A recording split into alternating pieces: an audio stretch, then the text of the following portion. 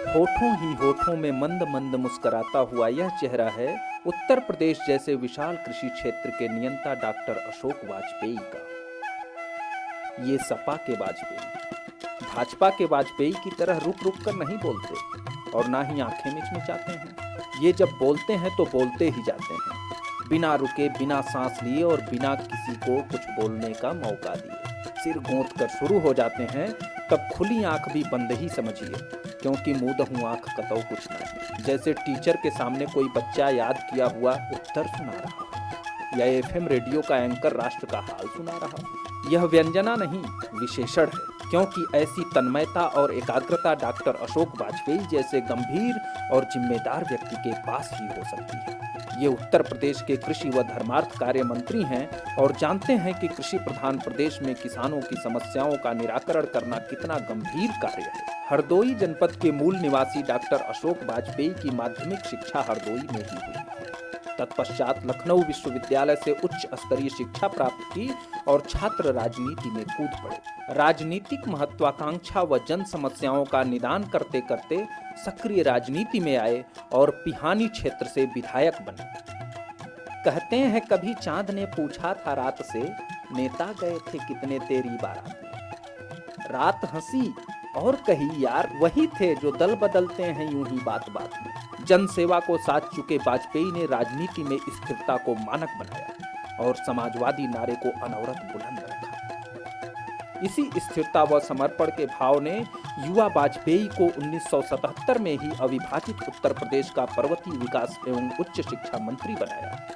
फिर तो क्रम टूटा ही नहीं, डॉक्टर अशोक वाजपेयी पुनः 1989 में शिक्षा मंत्री बने। 5 विदेश यात्राएं कर चुके वाजपेयी वर्तमान सरकार में ही 1 वर्ष तक खाद्य एवं आपूर्ति मंत्री रहे। तत्पश्चात कृषि एवं धर्मार्थ कार्य मंत्री बने और वर्तमान में इसी पद पर रहते हुए स्वतंत्र लेखन व कृषि कार्यों में संलग्न हैं। तो चलिए मिलते हैं आईटीवी की खास मुलाकात में डॉक्टर अशोक वाजपेयी से, जो इस समय समाजवादी पार्टी के महासचिव भी हैं।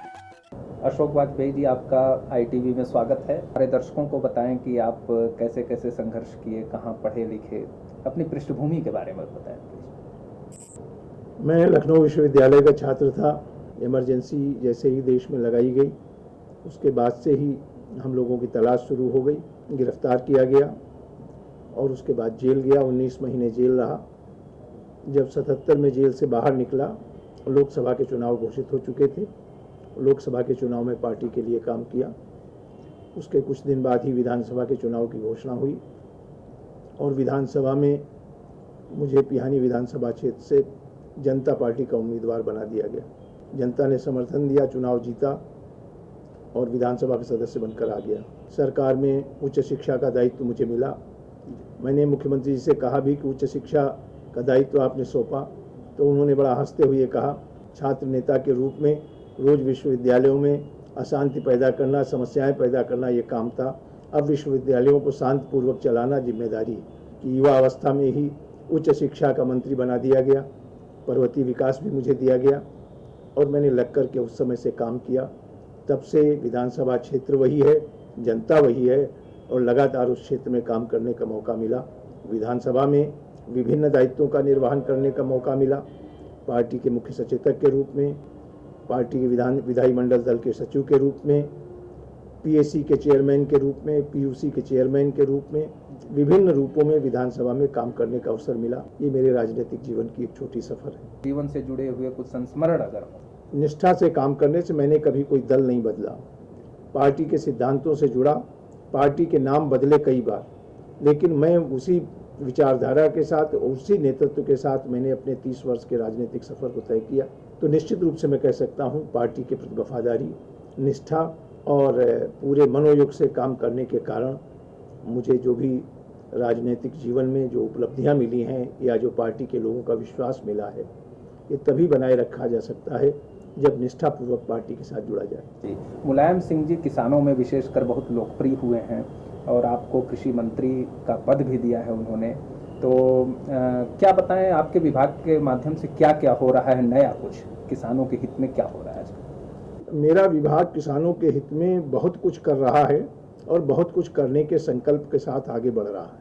हमने उत्तर प्रदेश की नई कृषि नीति बनाई है, जिसका नाम रखा है नई कृषि नीति 2005। उसके तहत क्या क्या है? उसके अंतर्गत कृषि की उत्पादकता को बढ़ाने, कृषि के लागत मूल्य को कम करने, कृषि उत्पादों का समुचित मूल्य किसान को दिलाने, किसानों को समृद्ध बनाने, इन सारी चीज़ों को और जो कृषि के लिए आवश्यक है उन सारी चीज़ों के लिए नई टेक्नोलॉजी को अंगीकार करना, किसानों को उसके लिए प्रेरित करना, हमारे पास सिंचाई के जो संसाधन है उसका समुचित उपयोग करना, जो हमारा नैसर्गिक पानी है, नेचुरल वाटर रिसोर्सेज हैं, उनका संचरण करना, संरक्षण करना, जिससे कि हम ग्राउंड वाटर को रिचार्ज कर सकें, पानी की कमी को पूरा कर सकें और ज़्यादा से ज़्यादा सिंचन क्षमता को बढ़ा सकें। इसी तरह से उन्नत कृषि के लिए जरूरी है उन्नतशील बीजों का प्रयोग। तो हमने बड़े पैमाने पर उन्नतशील बीजों के उत्पादन का भी निर्णय लिया है और हमारा संकल्प है कि उत्तर प्रदेश में प्रतिवर्ष 20 से 25% हम सीड रिप्लेसमेंट करेंगे, नया बीज किसान को देंगे, जिससे हमारी उत्पादकता बढ़े। रासायनिक उर्वरकों के साथ साथ जैविक उर्वरकों को लोकप्रिय बनाना, जैविक उर्वरकों के उत्पादन के लिए किसानों को तैयार करना, इसका प्रशिक्षण देना, इन सारी चीज़ें, मार्केटिंग का जो स्ट्रक्चर है उसको परिवर्तित करके किसानोन्मुख बनाना, जिससे किसान को अपने उत्पादों का समुचित मूल्य मिले। जो नई प्रौद्योगिकी है उससे किसान को परिचित कराना, किसानों के बीच जाकर किसानों के बीच गोष्ठियां करके किसान को नई टेक्नोलॉजी, नए अनुसंधान इनसे परिचित कराना, जिससे कि वो अपने उत्पादन को बढ़ा सकें और उत्पादन लागत को कम कर सकें। ये हमारी कृषि नीति का उद्देश्य है और जिसके लिए हम क्रियान्वित करने के लिए पूरे मनोयोग से लगे। जी, अभी किसानों के साथ एक और समस्या जुड़ी हुई है कि प्राकृतिक आपदाएं आ जा रही हैं, वर्षा नहीं हो रही है या गर्मी ज़्यादा पड़ रही है, ठंड में कुछ फसलें नुकसान हो जा रही हैं कोहरे के चलते। तो क्या आप इससे निजात के लिए किसानों की? प्रकृति पर तो हमारा अंकुश नहीं हो सकता, लेकिन हम उसको कैसे उसका समाधान करें, कैसे उसका कम से कम कुप्रभाव पड़े किसानों के ऊपर और हमारी फसलों पर, इसके लिए हमने एक तो ये प्रयास किया है कि अपने फसलों को थोड़ा हम जल्दी बुआई का काम शुरू करें, जिससे कि हमारी फसल जब गर्मी तेज होती है उससे पहले तैयार हो सके। दूसरा, हमने फसल बीमा योजना को भी पूरे प्रदेश में लोकप्रिय बनाने का प्रयास है, जिससे दैवीय आपदा में अगर किसानों की फसल जाती है तो कम से कम उनकी हम भरपाई कर सकें। और हमने किसान ऋण योजना शुरू की है और किसान क्रेडिट कार्ड बनाए हैं, जिससे किसान अपनी स्थानीय बैंकों से जाकर अपनी फसल की आवश्यकता के लिए ऋण प्राप्त कर सकते हैं। मैंने किसान सहायकों को वापस बुलाया, कृषि विभाग के जो हमारा विभागीय ढांचा था उसका पुनर्गठन किया, पुनर्गठन करके उसकी कैबिनेट से अनुमोदन कराया और पुनर्गठन करके विभाग की जो आवश्यकता है उस सबको पुनर्जीवित करके विभाग को पूरा चुस्त दुरुस्त करके किसानों के लिए तैयार करने का काम किया गया है।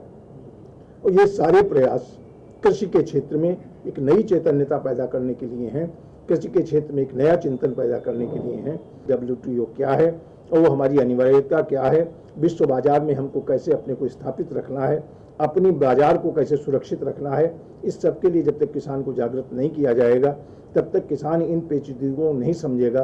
किसान एक दिन ऐसी स्थिति आएगी कि हमारे देश का बाजार भी हमारे हाथ से चला जाएगा। जिला स्तरीय हमारी हर जिले पर सॉइल टेस्टिंग लैब है, लेकिन उसके बाद किसान आलस करके अपनी मिट्टी टेस्ट कराने नहीं लाता है। अब हम मोबाइल वैन से वहाँ खेत पर ही जाकर के मिट्टी लेकर के उसका टेस्ट करेंगे, जिससे किसान के खेतों में कितनी उर्वरक की आवश्यकता है उतना ही दिया जाए, उससे ज़्यादा जो उर्वरक का उपयोग होता है उससे हमारा प्रतिकूल प्रभाव भी पड़ता है और खेती महंगी होती है। तो लागत मूल्य कम करने के लिए सॉइल टेस्टिंग बहुत ज़रूरी है, उससे जो कंटेंट कम होगा वही कंटेंट हमें देना होगा। एक मोटे तरीके से सारी खाद उसमें नहीं डालनी पड़ेगी। हमने जो कृषि रक्षा के लिए जैविक कीटनाशक लैब की स्थापना के लिए बजट से प्राविधान कराया है और उसका जल्दी ही उनको भी स्थापित करेंगे। और ये कीटनाशक लैब जो है हमारे जैविक कीटनाशकों का उत्पादन करेंगी, जिससे रासायनिक कीटनाशकों के बजाय जैविक कीटनाशक जो फसल को कम क्षति पहुंचाएंगे, जिनका मूल्य कम होगा, हम किसान को उपलब्ध कराने का काम करेंगे। ये हमारा प्रयास है। जी वाजपेयी जी, बड़ी बड़ी बातें हैं ये तो, लेकिन ये बताएं कि किसानों को सभी सुविधाएं क्या सहजता से मुहैया हो रही हैं आज? प्रयास यही है किसान को सारी सुविधाएं सहजता से मिले, उसको जो कृषि निवेश है, खाद है, बीज है, उपकरण है। हमने इस वर्ष लगभग 100 करोड़ के उपकरणों को सब्सिडी पर छूट पर बांटने का निर्णय लिया। खाद की भी प्रचुर मात्रा में उपलब्धता कराकर किसान की आवश्यकता के अनुरूप हमने उर्वरकों की उपलब्धता कराई। बीज का हमने पर्याप्त मात्रा में उत्पादन कराया, जिससे कि जो किसान बीज परिवर्तन करना चाहता, बीज लेना चाहता, बीज की कमी न पड़ने पाए। और इसके लिए अभी हमने नए 5 बीज संयंत्र भारत सरकार के सहयोग से उत्तर प्रदेश में स्थापित किए हैं, जिनका भी उत्पादन मैं समझता हूँ अक्टूबर तक प्रारंभ हो जाएगा। बीज के उत्पादन के लिए जो क्वालिटी सीड है उसके उत्पादन के लिए जो हमारा कृषि प्रक्षेत्र है, लगभग 170 हमारे सरकारी कृषि फार्म हैं। इन कृषि फार्मों को हम बीज उत्पादन केंद्र के रूप में विकसित कर रहे हैं। अभी हमने बजट में 19.5 करोड़ रुपए का प्राविधान इन राजकीय कृषि फार्मों को मॉडर्नाइज करने के लिए, पूरी क्षमता के उत्पादन बढ़ाने के लिए इनके लिए प्राविधान किया है। इससे हम कृषि अपने फार्मों को आधुनिकीकृत करके इनकी उत्पादकता को बढ़ाएंगे और इन पर बड़े पैमाने पर बीज का उत्पादन करेंगे।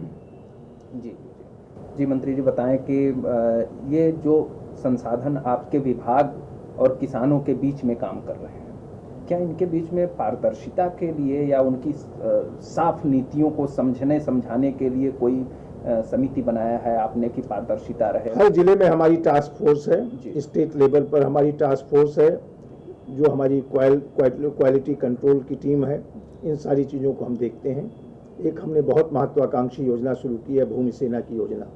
प्रदेश की जो ऊसर बंजर बीहड़ जमीन है, उस जमीन को हम उन्हीं लोगों से जो वहाँ के खेतिहर मजदूर हैं, बेरोजगार हैं, उन नौजवानों की टीम बनाकर भूमि सैनिक के रूप में उनकी भर्ती करेंगे। जमीन का पट्टा उनके नाम करेंगे, उस जमीन पर उनको काम दे रहे हैं। भूमि सैनिक के रूप में वो अपनी ही जमीन के उपजाऊ बनाने का काम कर रहे हैं। उनको हम प्रतिदिन 58 रुपया रोज देते हैं और जमीन उपजाऊ हो जाएगी तब अपना बीज देकर, अपना पानी देकर, ट्यूबवेल लगाकर खेत की उत्पादकता जब होने लगेगी तब उनको बीज खेत का मालिक बना देंगे। और इस तरह से हमने इस वर्ष लगभग 2 लाख हेक्टेयर जमीन उपचारित करने का निर्णय लिया है। बड़ी योजना है। इसके माध्यम से हम प्रदेश की जो बंजर भूमि है, जो परती भूमि है, उस जमीन को उपजाऊ बनाएंगे। एक हमारे सामने और बड़ी विडंबना है, लगभग 30 से 40 हजार हेक्टेयर जमीन प्रतिवर्ष हमारी कृषि योग्य जमीन शहरीकरण में, उद्योगीकरण में, सड़कों के निर्माण में, अस्पतालों के निर्माण में, संस्थाओं के निर्माण में जा रही। तो हमने संकल्प लिया है कि जितनी जमीन हमारी प्रतिवर्ष जाती है, इतनी प्रतिवर्ष हम बीहड़ों की जमीन, जो मनुष्य के द्वारा या हम केवल मैनुअल पावर से उसको हम नहीं कर सकते, बड़ी मशीनें जो हमारे पास हैं, उन मशीनों का प्रयोग करके जितनी जमीन हमारी कृषि योग्य अकृषि कार्यों में जा रही है, उतनी जमीन प्रतिवर्ष हम उपजाऊ बनाएंगे, जिससे हमारी वो जो जमीन की क्षेत्रफल है वो घटने न पावे। कृषि योग्य जमीन का हम क्षेत्रफल बढ़ाने के प्रयास में हैं, जिससे कि हम प्रदेश की उत्पादकता बढ़ा सकें। जी, ये एक और सवाल कि जो बैंकों में ऋण की व्यवस्था है किसानों के लिए, उनमें अक्सर करके कई शिकायतें मिलती हैं कि लोग कुछ पैसे की मांग करते हैं उन ऋणों को उपलब्ध कराने में, और कुछ इस तरह की अनियमितताओं की बातें सुनने में आती हैं। तो क्या इसके लिए आपके कुछ और कदम हैं जो कि उनके हित में हो? इसके लिए समय समय पर हम जिला स्तर पर बैठकें कराते हैं। जो वहाँ की लीड बैंक है और दूसरी बैंक है, उनके प्रबंधकों को जिलाधिकारी के साथ, कृषि विभाग के अधिकारियों के साथ बैठक कराते हैं। ये प्रयास करते हैं जहाँ कहीं शिकायत मिलती है कि वहाँ पर उसकी कार्रवाई हो, और इसके लिए हम कैंप लगाकर किसान क्रेडिट कार्ड जारी करते हैं ताकि 100% किसानों को क्रेडिट कार्ड मिल सके। लेकिन फिर भी क्योंकि वो व्यवस्था बैंक को करनी होती है, उस पर कृषि विभाग का या उत्तर प्रदेश शासन का कोई हस्तक्षेप नहीं है। लेकिन जिला प्रशासन के माध्यम से हम ये प्रयास करते हैं किसानों को पारदर्शी ढंग से ऋण मिल सके, उनके ऋण देने में उनका दोहन न होने पाए। जी, प्रत्येक जिले स्तर पर बीज संरक्षण या उनके किसानों के उत्पादन को क्रय की जो व्यवस्था है, जैसे कि कुछ दलहनी फसलों को आजकल किसान बड़े शौक से वो पैदा कर रहे हैं, तो उनके संरक्षण या उन्हें प्रोत्साहित करने के लिए सरकारी संरक्षण कितना है? नहीं, सरकारी संरक्षण बीज के रूप में जो उत्पादन करते हैं, जिनको हम ब्रीडर सीड देते हैं और उसको तैयार करके वो फाउंडेशन सीड बनाते हैं, उन सब का हम पंजीकरण करते हैं, उनको हम सीड देते हैं, उस सीड का उत्पादन करते हैं, फिर उस सीड को हम उनसे खरीदते हैं, उसको हम प्रोसेस करते हैं, प्रोसेस करने के बाद फिर हम किसानों को वो उसको सर्टिफिकेशन कराते हैं, प्रमाणित करने के बाद किसानों को उसे बांटने का काम। जैसे सरकारी फर्म की बात कर रहे थे कि आप खुद बीज उत्पादन के फर्म खोल रहे हैं जगह जगह, तो उससे क्या नहीं, फर्म हमारी वो प्रोसेसिंग यूनिट है। हमारे तो पूरा उत्तर प्रदेश बीज विकास निगम बीज उत्पादन का ही काम करता है, और ये प्रोसेसिंग यूनिट है जो बीज को के रूप में हम खरीदेंगे, जो भी अनाज, उस अनाज का हम प्रोसेसिंग करते हैं, उसके लिए प्रोसेसिंग यूनिट की स्थापना, ताकि हमारी प्रोसेसिंग की क्षमता बढ़ सके। फिर उसका हम प्रमाणीकरण कराते हैं। हमारा सीड सर्टिफिकेशन डायरेक्टरेट है जो बीजों का प्रमाणित करता है, और 100% बीजों का प्रमाणीकरण करने के बाद ही हम किसानों को देते हैं। बड़ी प्रक्रिया है। आपके ही पास इस समय धर्मार्थ कार्य मंत्रालय भी है। धर्मार्थ कार्य में केवल विश्वनाथ मंदिर को ही क्यों शामिल किया गया है, जबकि ऐसे कई और मंदिर हैं इस प्रदेश में संवेदनशीलता के नाते सरकारी संरक्षण की आवश्यकता है। देखिए, जो काशी विश्वनाथ मंदिर है इस देश का बहुत प्रतिष्ठित मंदिर है और उस मंदिर का अधिग्रहण किया गया था, और जब अधिग्रहण किया गया था तब उसके लिए एक शासकीय व्यवस्था बनाई गई। फिर उसके बाद विधानसभा में उसका अधिनियम बना और अधिनियम के तहत उसकी एक ट्रस्ट बनाया गया। उस ट्रस्ट में धर्मार्थ स्थल विधेयक बने हुए हैं। उत्तर प्रदेश में दुर्भाग्य से एक अधिनियम था, उसे रिपील कर दिया गया था, तब से कोई अधिनियम नहीं है। और जब तक कोई अधिनियम नहीं होगा, कोई कानून नहीं होगा, सरकार किसी भी धार्मिक स्थल पर या धार्मिक क्षेत्र में किसी तरीके का न हस्तक्षेप कर सकती, न सहयोग कर सकती की आवश्यकता है। दृष्टि से कुछ नहीं, पर्यटन की दृष्टि में भी धर्मार्थ कार्य सबसे महत्वपूर्ण है, क्योंकि अगर आप देखें कि हमारे देश का जो पर्यटक है वो ज़्यादातर धार्मिक पर्यटक है। जितने लोग ताज को देखने जाते हैं उससे कम लोग मथुरा नहीं जाते। हम प्रदेश में इस तरह के पहले नंबर पर 100 ऐसे मंदिरों का या स्थलों का हम चिन्हित कर रहे हैं जिनको कि जो राष्ट्रीय महत्व के हैं, अंतर्राष्ट्रीय महत्व के हैं, जो अंतर्राज्यीय महत्व के हैं या स्थानीय महत्व के हैं, हमारे देश की भावना से बहुत गहराई से जुड़े हैं। तो उनकी व्यवस्था को सुरम्य बनाना शासन की जिम्मेदारी है और इस काम को भी हम करेंगे। जी वाजपेयी जी, पिछले दिनों धार्मिक स्थलों पर काफ़ी आतंकी छाया रहा जगह जगह, तो क्या आप उस पर कुछ टिप्पणी करिए? नहीं, वो जो आतंकी आए, लेकिन हमारे देश की जो संस्कृति है वो विजयी रही। कृषि एवं धर्मार्थ कार्य मंत्री अशोक वाजपेयी जी से पूछना चाहेंगे कि आप कुछ कहें ITV के दर्शकों के लिए। मेरा ITV को मेरी शुभकामनाएं हैं कि ITV जैसा नाम है समाज की गतिविधियों पर अपनी पैनी नज़र रखे और जो चीज़ें लोगों तक पहुंचानी हैं उनको लोगों तक पहुंचाया जाए और लोगों के जो कठिनाइयां हैं उनको उजागर किया जाए। हमारा जो पत्रकारिता की पवित्रता है उसको ITV अक्षुण्ण रखेगी, बजाय व्यक्तिगत चीज़ों में हम अपने को केंद्रित करके या केवल उन चीज़ों जिनसे सेंसिटाइजेशन होता है तथा तत्काल संवेदनशीलता बढ़ती है, बजाय उसके जो मूलभूत समस्याएं हैं, आम इंसान की समस्याओं को हम कैसे उजागर कर सकते हैं और हमारे ITV के प्रयास इस देश के आम जन के लिए कैसे विश्वास पैदा कर सकते हैं, उनके जीवन में कैसे अच्छा कर सकते हैं। अगर ये प्रयास होगा तो निश्चित रूप से ITV इस देश का सबसे लोकप्रिय चैनल बनेगा। मेरी बहुत बहुत शुभकामनाएं। जी वाजपेयी जी, आपके सुझावों का हम अक्षरशः पालन करेंगे और बहुत बहुत धन्यवाद ITV से।